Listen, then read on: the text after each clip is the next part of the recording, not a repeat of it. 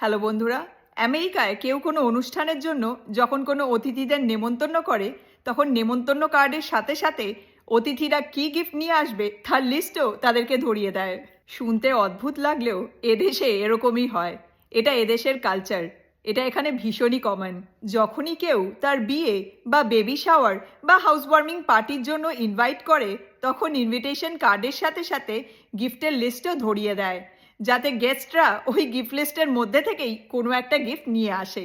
এই ব্যাপারটাকে বলে গিফট রেজিস্ট্রি। যেমন ধরো কারুর বেবি শাওয়ার হবে, তো বাচ্চার জন্য স্ট্রলার, ডাইপার ব্যাগ, তারপর বাচ্চার খেলনা, মানে বাচ্চার জন্য যা যা জিনিসপত্র লাগবে সেই সব কিছু একটা গিফট রেজিস্ট্রি বানিয়ে তাতে লিস্ট করে দেয়। আর গেস্টরা ওই লিস্টের মধ্যে থেকেই এক্স্যাক্ট কোনো একটা জিনিস চুজ করে তারপর সেটা গিফট করে। এই গিফট রেজিস্ট্রির কিন্তু অনেক সুবিধা আছে। একই গিফট দুজন ব্যক্তি নিয়ে আসে না, মানে কোনো গিফট ডুপ্লিকেট হয় না, আননেসেসারি জিনিস কেউ গিফট করে না, আর হোস্টদের যা যা জিনিসের দরকার বা প্রয়োজন সেগুলো সব তারা পেয়ে যায়। আমি এদেশে এত বছরে 3টে আমেরিকান বেবি শাওয়ার, 2টো হাউস ওয়ার্মিং আর একটা আমেরিকান বিয়ে অ্যাটেন্ড করেছি। আর প্রতিটা অনুষ্ঠানের ক্ষেত্রেই হোস্টরা তাদের গিফট রেজিস্ট্রি ইনভিটেশনের সাথেই সবাইকে পাঠিয়ে দিয়েছে। অনেকে জন্মদিনেও গিফট রেজিস্ট্রি করে, কিন্তু কোনো বার্থডে ইনভিটেশনে আমি কোনো গিফট রেজিস্ট্রি দেখিনি। বিয়ের ক্ষেত্রে আমি দেখেছি যে গিফট রেজিস্ট্রিতে হানিমুনের জন্যও গিফট কার্ড থাকে।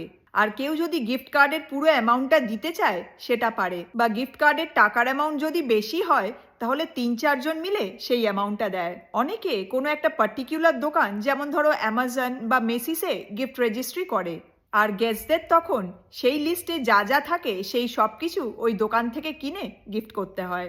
বেবি শাওয়ারের ক্ষেত্রে বাচ্চার স্ট্রলার, তারপর বাচ্চার খাট, এইসব গিফট রেজিস্ট্রিতে থাকে। আর হাউস ওয়ার্মিংয়ে ঘর সাজাবার জিনিসপত্র, তারপর কিচেনওয়্যার, এইসব জিনিসপত্র গিফট রেজিস্ট্রির লিস্টে থাকে। আর গিফট রেজিস্ট্রির থেকে যদি কোনো গিফট কেউ বলে দেবে তাহলে লিস্টে সেটা তখন পারচেসড বা গেটিং ফ্রম যারা দেবে তাদের নাম পাশে লিখে দেওয়া হয়। এইভাবে কোনো গিফট ডুপ্লিকেট হয় না। এখানে প্রচুর অ্যাপ আছে যেগুলো থ্রু দিয়ে এই গিফট রেজিস্ট্রি মেনটেন হয়। এ দেশের যে কোনো অনুষ্ঠানে সাধারণত গিফটিংয়ের ব্যাপারটা এই গিফট রেজিস্ট্রি দিয়েই করা হয়। তোমরা কমেন্ট করে জানিও যে আমেরিকার এই গিফট রেজিস্ট্রির গিফটিং কালচারটা তোমাদের ভালো না খারাপ, মানে কেমন লাগলো। তো যাই হোক, তোমরা সবাই খুব ভালো থেকো, সুস্থ থেকো, সাবধানে থেকো। তোমাদের সাথে পরের মোমেন্টসে আবার কথা হবে। Take care, bye by.